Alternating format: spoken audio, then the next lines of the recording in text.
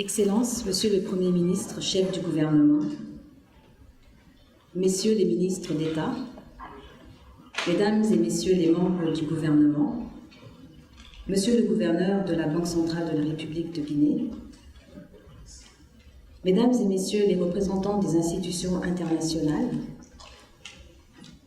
Monsieur le Premier ministre Loum, Mesdames et Messieurs les secrétaires généraux et hauts cadres de l'administration, Mesdames et Messieurs, chers invités, au nom de son Excellence, Monsieur le Président de la République, le professeur Alpha Condé, et de son Excellence, Monsieur le Premier ministre, je voudrais tout d'abord vous remercier pour votre participation très active à cette 3e édition du cadre de concertation et de coordination avec le gouvernement.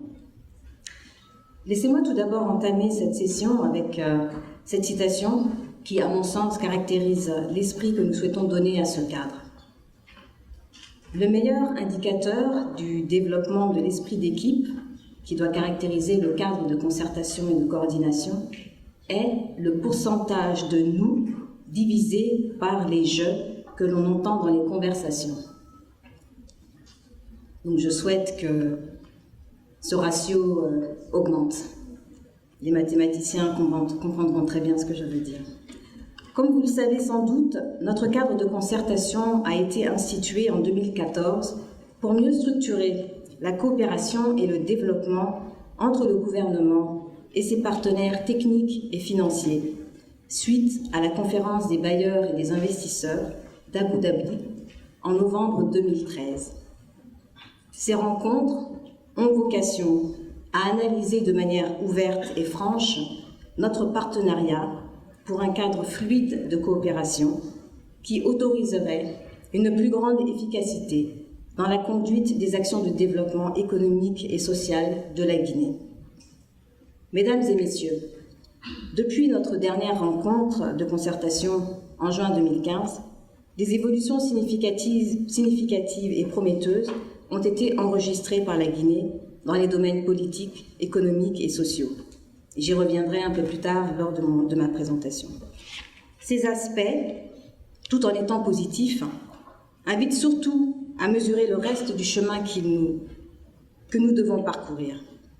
Ces progrès invitent également à la lucidité sur les défis qui, s'ils ne sont relevés, pourraient les remettre en cause. Quels sont certains de ces défis?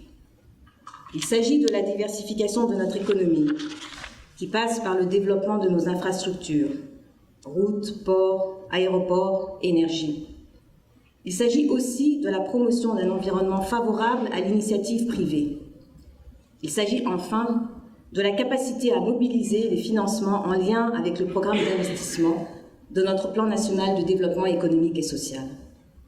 Mesdames et Messieurs, les partenaires, sur plusieurs de ces points, vous avez été et continuez d'être des acteurs importants pour notre pays à travers un dialogue franc et ouvert dont la régularité mérite, et nous le reconnaissons tous ici, au vu des constats du mode de fonctionnement du cadre de concertation et de coordination, d'être revu et amélioré.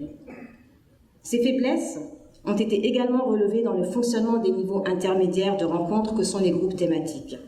Comme vous le savez, 8 groupes thématiques ont été institués pour veiller à la coordination des interventions, maximiser les synergies, suivre la mise en œuvre des programmes et des réformes et améliorer la transparence.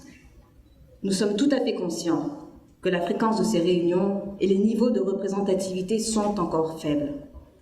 Durant la période sous revue, par exemple, aucun groupe thématique n'est parvenu à tenir les 12 rencontres envisagées. De même, des efforts sont encore nécessaires pour que ces groupes soient de véritables cadres d'échange stratégiques entre les ministères sectoriels et les partenaires que vous êtes. Par ailleurs, les 30 bureaux de stratégie et de développement qui appuient les groupes thématiques et le cadre de concertation et de coordination ont des besoins importants de renforcement sur le plan technique, humain et financier. Mesdames et Messieurs, chers invités, le cadre de concertation qui nous réunit aujourd'hui sera l'occasion pour le gouvernement de partager avec vous son plan de développement pour les 5 prochaines années. Ce plan qui sera, dès sa finalisation et adoption, le seul et unique cadre d'intervention, devrait contribuer à améliorer la coordination de l'aide au développement et renforcer l'efficacité de l'action gouvernementale. Enfin, je voudrais à nouveau vous remercier pour vos appuis constants et votre disponibilité. Le niveau de partenariat que nous souhaitons, au regard des défis que nous voulons relever, nous est accessible, oui, pour autant que nous nous en donnions les moyens. Je vous remercie.